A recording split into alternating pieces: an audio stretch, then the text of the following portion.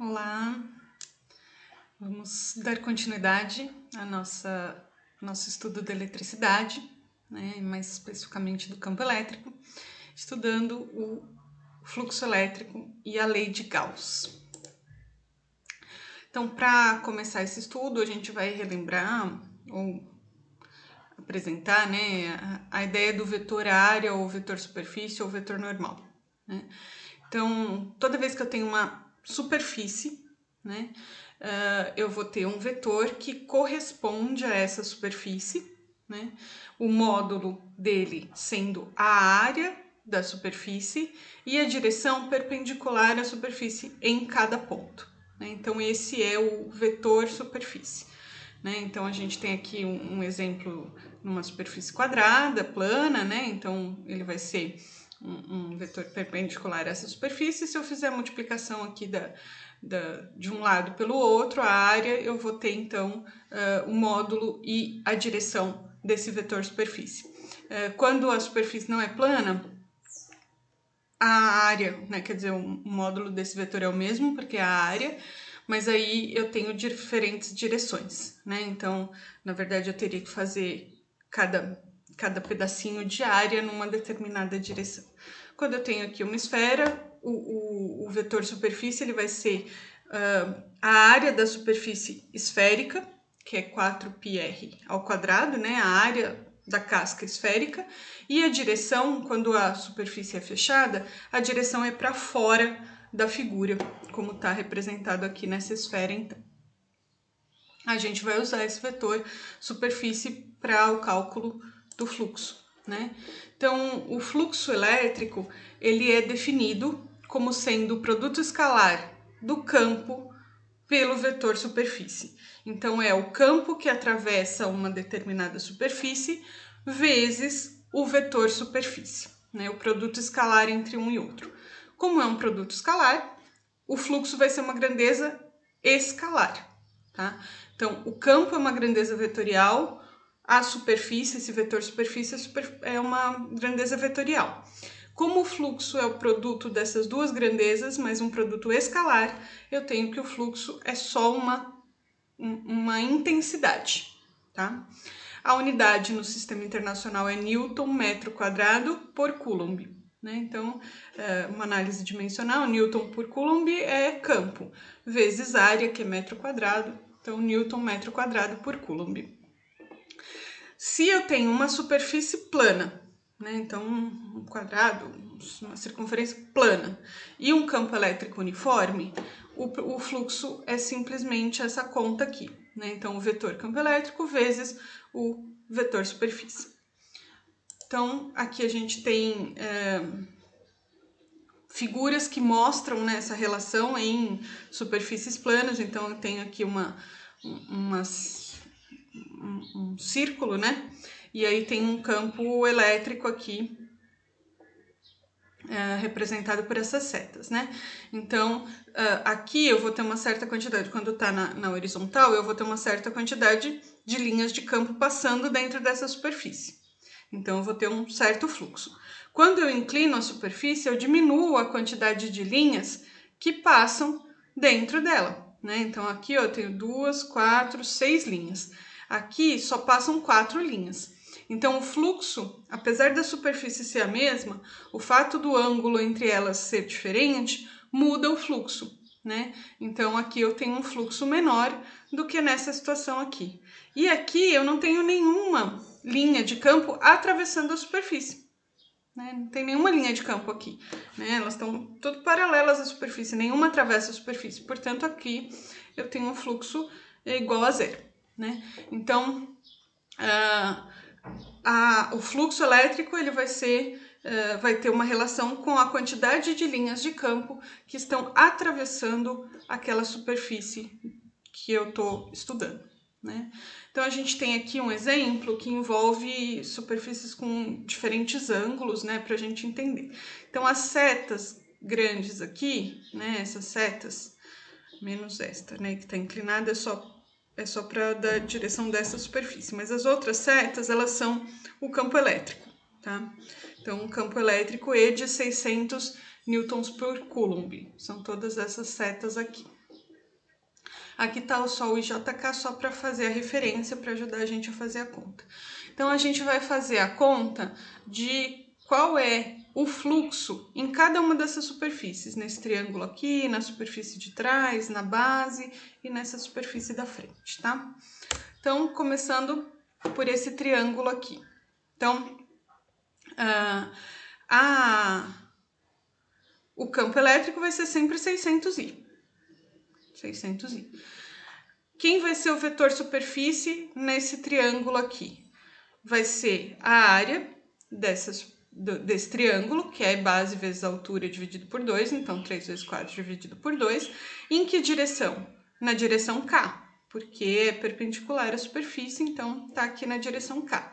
Então esse aqui é o campo e esse aqui é o vetor superfície. Como eu tenho I vezes I escalar K, o resultado é zero. Então o fluxo nesta superfície é zero. E se a gente pensar nas linhas de campo que atravessam, nenhuma linha de campo está atravessando, justamente porque as linhas de campo são paralelas a essa superfície. Então, para a base agora aqui, né?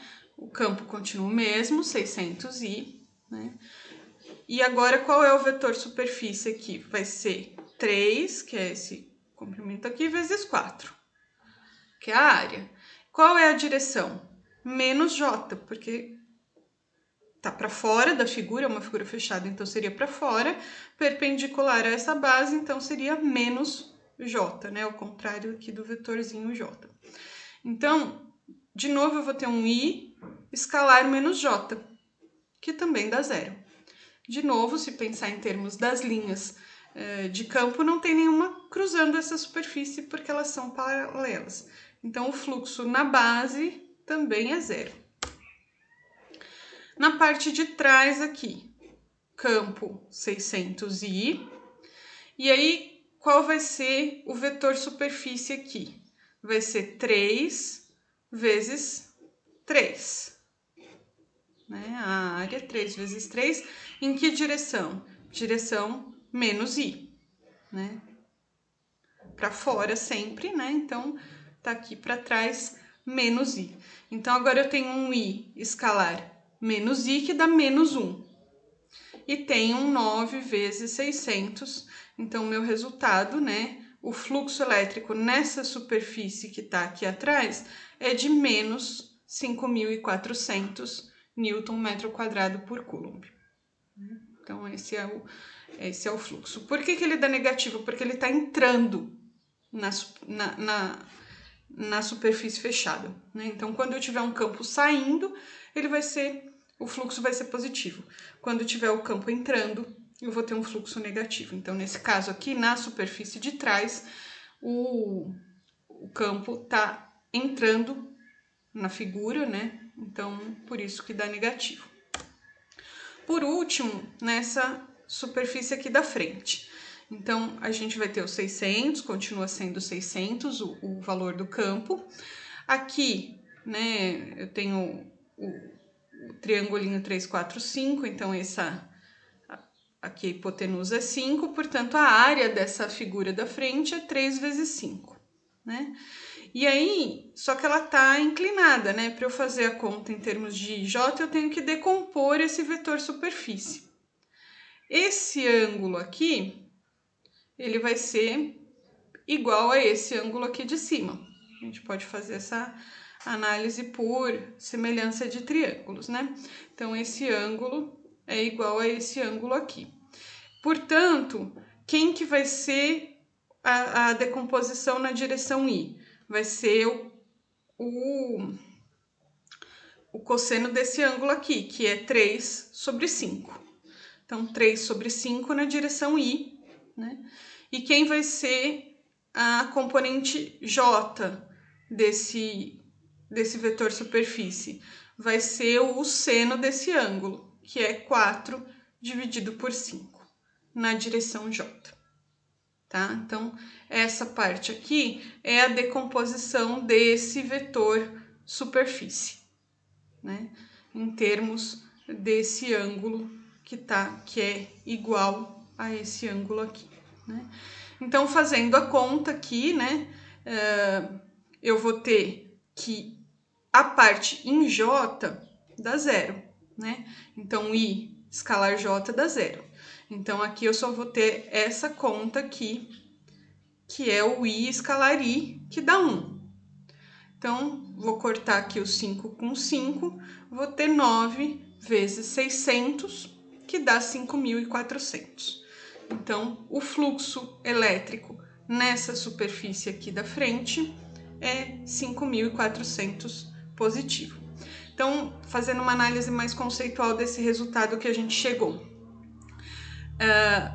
Apesar da área ser maior, existe um ângulo, né, entre essa área e o campo, né? Então, a área é maior, mas uma parte dessa área não tem uma resultante aqui com o campo que dá zero, né? Por isso que, no fim das contas, o fluxo acaba sendo igual ao da superfície de trás, né? Então, é uma área maior, mas que faz um ângulo diferente de zero com o campo. Para fazer agora o fluxo total, né, nessa superfície, eu somo o fluxo de todas as partes. Então, aqui é 0, 0, né?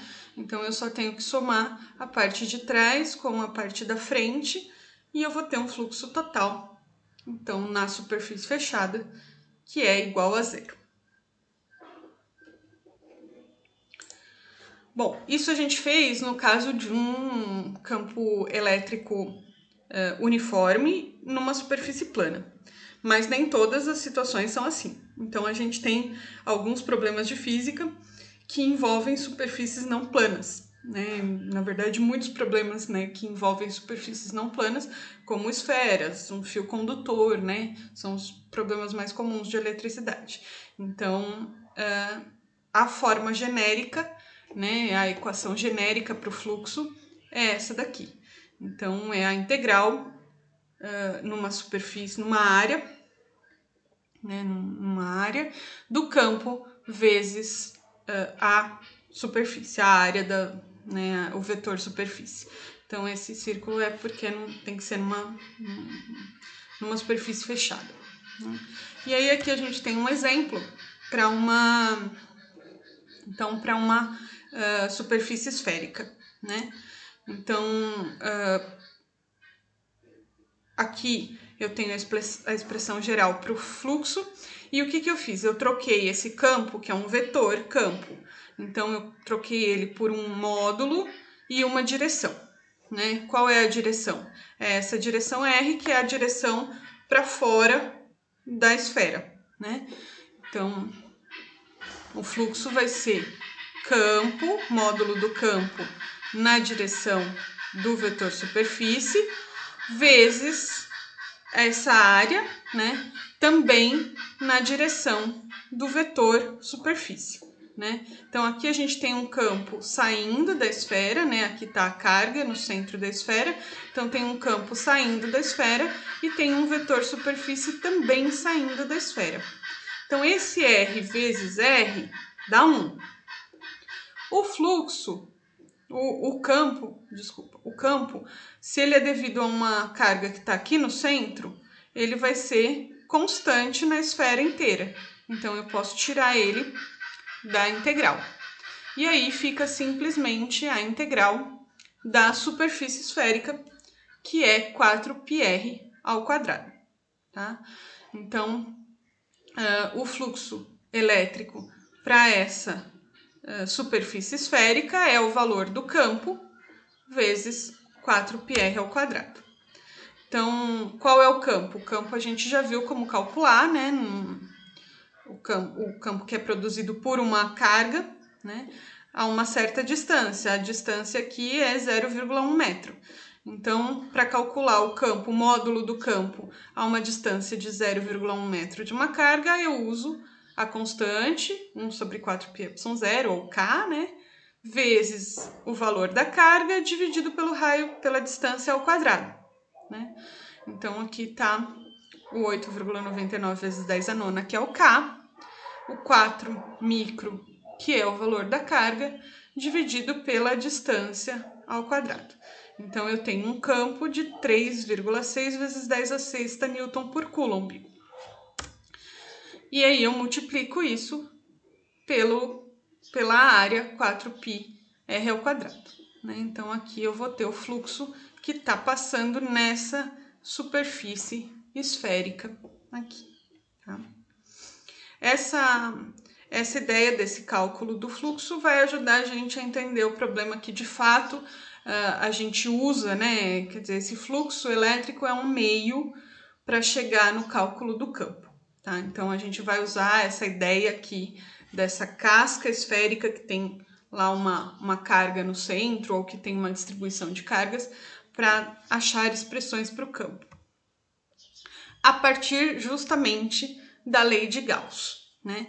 Então, o que diz a lei de Gauss? Diz que o fluxo elétrico, que é esse fluxo que a gente acabou de calcular, numa superfície fechada, e aí uma superfície fechada é essa ideia de que eu dobro a superfície e fecho ela nela mesma, né? Então, uma superfície fechada como essa de uma esfera, é igual a carga contida dentro da superfície dividido pela permissividade do meio. Então, o fluxo numa superfície fechada vai ser a quantidade de carga que está dentro da superfície dividido pela permissividade do meio. Então, vou retomar aquela figura, aquele triângulo, né, que a gente calculou. Quanto deu o fluxo total nele? 0. Por quê? Porque dentro dele não tinha nenhuma carga. Então, a somatória de cargas dentro dele era 0, portanto, o fluxo total nele é 0. Então, é isso que está dizendo a lei de Gauss. O fluxo elétrico total naquela superfície fechada vai ser igual à quantidade de carga que está dentro, dividido pela permissividade do meio, onde aquela superfície está inserida. Então, aqui a gente tem um exemplo, né, bem genérico, né? Eu tenho 3 cargas, Q1, Q2 e Q3. Tá aqui os valores dessas cargas. E aí, eu passo uma superfície qualquer em volta, uma superfície fechada, né? Aqui está desenhado no plano, mas imagina que tem alguma coisa envolvendo essas cargas. Esse A é uma figura esquisita, mas que está envolvendo essa carga. E esse B é como se fosse uma esfera, uma elipse, envolvendo Q1 e Q2. Então, fechado mesmo em volta, né? Então, o fluxo elétrico aqui nessa superfície fechada A vai ser a somatória de cargas dividido pela permissividade do meio. Então, eu somo, né, os valores aqui, o menos 41 nano, mais 73 nano, menos 65 nano, e divido pela permissividade pelo epsilon zero, 8,85 vezes 10 a menos 12. Então, o fluxo na superfície A é menos 3,7 vezes 10 a terceira. Tá?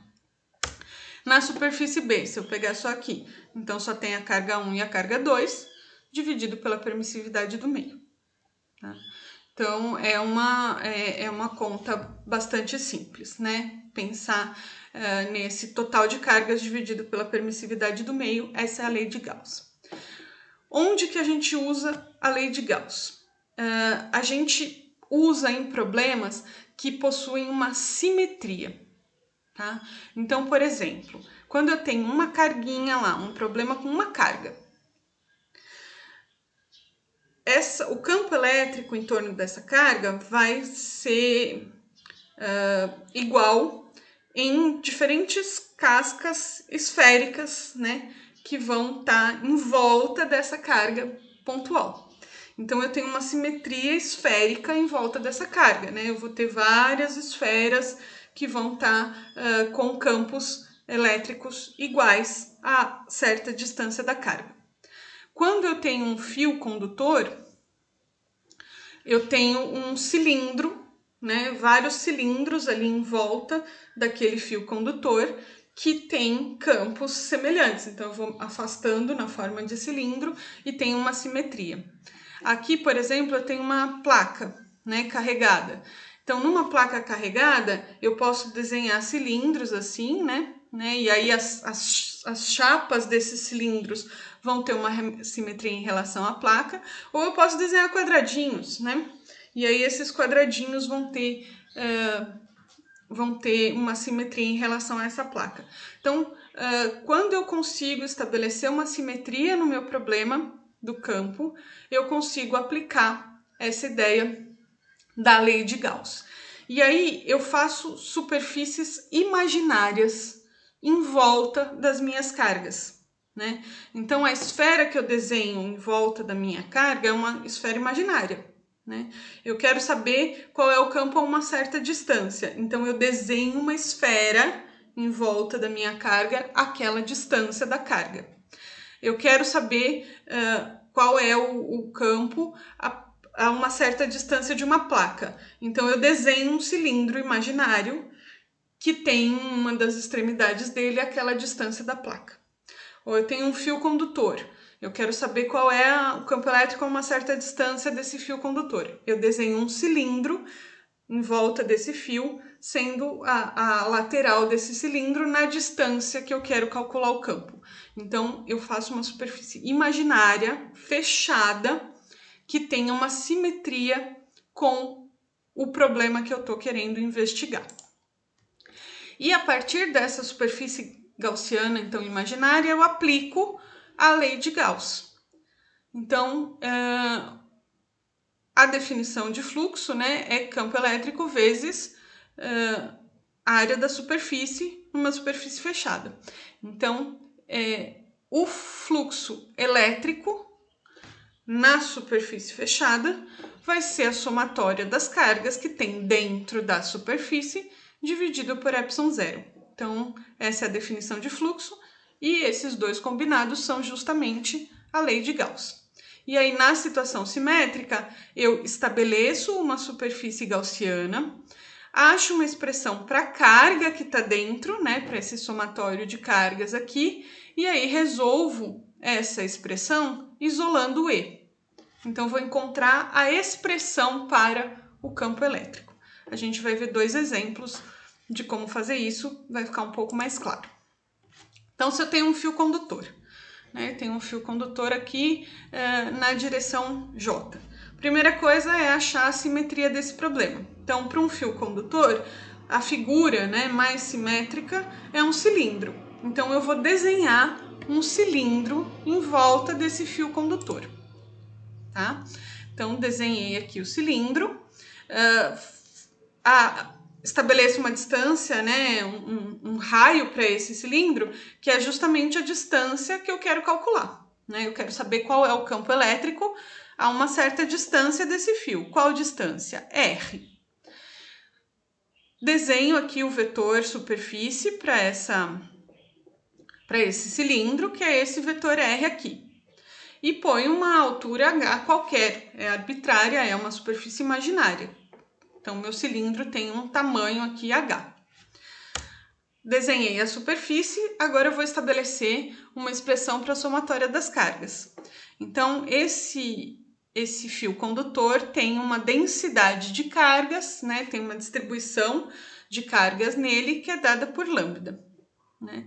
Então, lambda é a somatória das cargas dividido pela altura H. É densidade, né? Então, o total de cargas que está dentro da minha superfície imaginária dividido pela altura da superfície imaginária. Então, o somatório de cargas vai ser a densidade linear de cargas vezes a altura do cilindro imaginário que eu fiz, tá? A gente vai perceber, claro, eu fiz um cilindro imaginário, pois a altura que eu quis. Esse H tem que sumir na expressão final, né? Porque se fui eu que imaginei o valor do H, ele não pode aparecer no valor na expressão final, mas vocês vão perceber que ele efetivamente não aparece, tá? Então, a somatória de cargas dentro do meu cilindro é a densidade linear de carga que tem no fio vezes a altura H. E agora eu tenho que estudar o campo aqui, né? Então, eu tenho uma superfície fechada, né? Eu preciso achar essa integral do campo vezes a superfície. Então, eu vou dividir o meu problema em duas partes. O campo nas tampas e o campo em volta, né, do cilindro.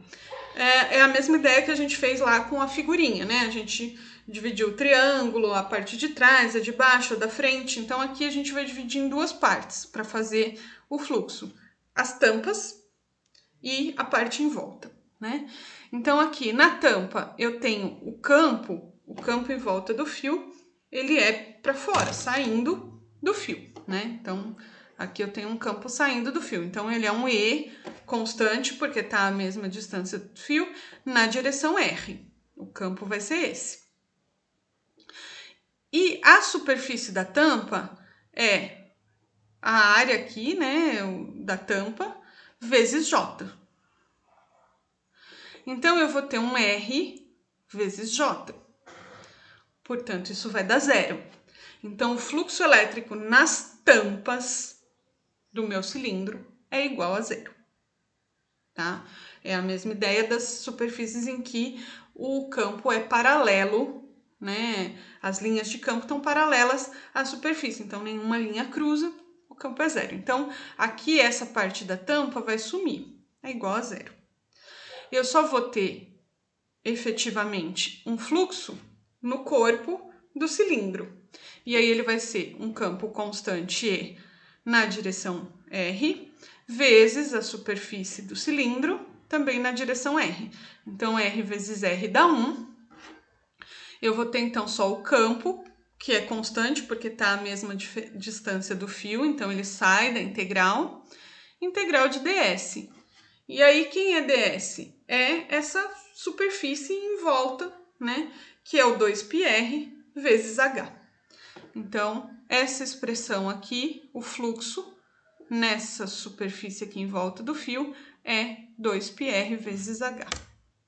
E aí, juntando, então, as duas partes, né? O fluxo é a somatória de cargas dividido por ε0. Então, o fluxo eu achei a expressão aqui, E vezes 2πrh. A somatória de cargas está aqui, lambda vezes h, dividido por ε0. Então, para isolar o E, eu corto aqui o H com o H, como eu falei, né? O H não pode aparecer no final. O 2πr vem aqui para baixo. Então, a gente chega nessa expressão. Se vocês recordarem, foi a mesma expressão que a gente chegou na aula anterior, fazendo aquele caminho do campo pela integral. Então, foi um caminho mais longo, né, para chegar nesse lugar. Então, quando a gente tem um problema com bastante simetria, a lei de Gauss facilita bastante para achar a expressão para o campo elétrico. Então, o campo elétrico a uma certa distância de um fio é 1 sobre 2πε0, lambda, que é a densidade de carga no fio, dividido por R. A expressão a gente tinha chegado, a ideia aqui é entender o processo da lei de Gauss. E agora a gente vai ver para um outro exemplo, então, que é o de uma esfera. Então, a gente vai ver, aqui é uma esfera inteira carregada, né, maciça, com carga distribuída na esfera inteira, tá?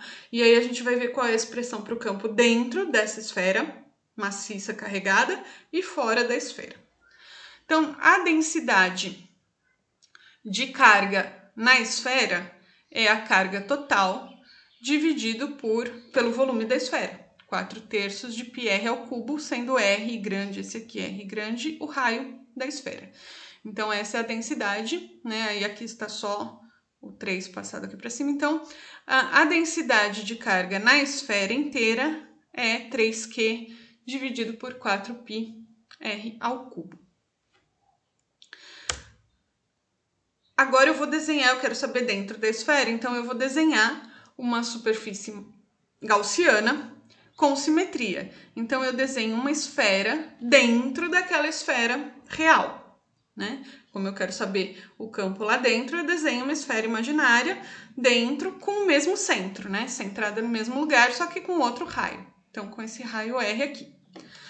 Para eu achar a expressão dentro para a carga que está dentro da esfera imaginária. Então, aqui eu tenho uma expressão que envolve a carga total, né? A densidade de carga total. Agora, eu quero saber quanto de carga eu tenho na minha esfera imaginária. Então, a somatória de carga vai ser a densidade de carga vezes o volume da esfera imaginária. Então, a densidade de carga eu já achei, então eu substituo aqui essa expressão, e eu vou ter que a somatória de carga dentro da esfera imaginária é Q, que multiplica R ao cubo, sendo R esse R pequeno o raio da esfera imaginária, dividido pelo raio da esfera total ao cubo. Tá? Então, essa é a somatória de cargas que está aqui dentro da esfera marrom. A expressão para o fluxo elétrico, aqui não tem nem que dividir, é uma parte só, né? Vai ser um E na direção R, que é a direção para fora da esfera, vezes um ds na direção para fora da esfera, né? Tanto o vetor superfície quanto o vetor campo elétrico são os dois para fora da esfera. Então, eu vou ter esse R vezes R igual a 1. O E vai ser constante, né? O campo elétrico vai ser constante porque a esfera tem uma distribuição de carga uniforme. Então, eu tiro esse E aqui e faço simplesmente integral de ds, que é 4πr ao quadrado. Então, essa é a expressão para o fluxo. Agora, eu vou juntar essa expressão com essa aqui embaixo. Então, a expressão para o fluxo, somatória de cargas dividido por ε0. Então, essa é a lei de Gauss. Então, substituo aqui o fluxo, E vezes 4πr ao quadrado. Substituo aqui a somatória de carga dividido por ε0, né? A hora que eu faço os ajustes, né? Eu passo esse 4πε0 aqui, né? Esse r ao quadrado corta aqui, tem um r ao cubo, sobra só o r. Então, dentro da esfera carregada, eu tenho que o campo elétrico vai ser 1 sobre 4πε0, que é o K, Q vezes R, então a carga total, vezes o raio, que seria a distância onde eu estou calculando o campo, dividido pelo raio da esfera inteira, elevado ao cubo. Tá? E aí agora aqui seria uma questão de aplicar, substituir valores para achar o campo, então, em diferentes distâncias aqui do centro. E fora da esfera carregada. Então, agora eu vou desenhar uma superfície gaussiana fora. Se eu quero calcular fora, minha superfície gaussiana vai ser fora da esfera. E aí, qual vai ser a somatória de cargas dentro dessa minha superfície gaussiana? Tudo, né? Se a minha superfície está fora da esfera, então toda a carga está dentro da minha superfície. O importante aqui é que tem que estar centrado no mesmo lugar, senão aí não tem simetria. É importante, para usar a lei de Gauss, a simetria é uma coisa extremamente importante. Então aqui eu tenho que fazer uma esfera fora, centrada no mesmo ponto. E aí toda a carga vai estar dentro da esfera. A expressão do campo vai ser igualzinha à anterior, né? Então, por quê? Porque o campo continua sendo uniforme e para fora, e a esfera continua tendo um vetor superfície para fora, na mesma direção. Então, eu vou ter a expressão aqui do fluxo, E vezes 4πr ao quadrado. Quando eu junto as duas coisas, né? Então, ponho aqui a expressão do fluxo, somatória de cargas aqui, sobre ε0. Então, manipulando aqui, passando 4π para cá, eu vou ter a expressão que é a mesma expressão de uma carga pontual. Então, ó, 1 sobre 4πε0 é K. Carga dividido por raio ao quadrado. Então, quando eu tenho uma esfera carregada, fora dessa esfera, o campo elétrico é o mesmo do que se toda a carga tivesse concentrada no centro da esfera, tá? Então, são problemas similares. Então, a gente pode, né, se eu tiver uma esfera carregada, eu posso pensar nela como um ponto simplesmente no centro, né? O comportamento do campo elétrico é exatamente o mesmo. Então, aprofundamos um pouco o campo elétrico, né, o estudo do campo elétrico, do cálculo do campo elétrico, e nas próximas aulas vamos estabelecer relações desse campo e da força com outras grandezas da eletricidade. Bons estudos!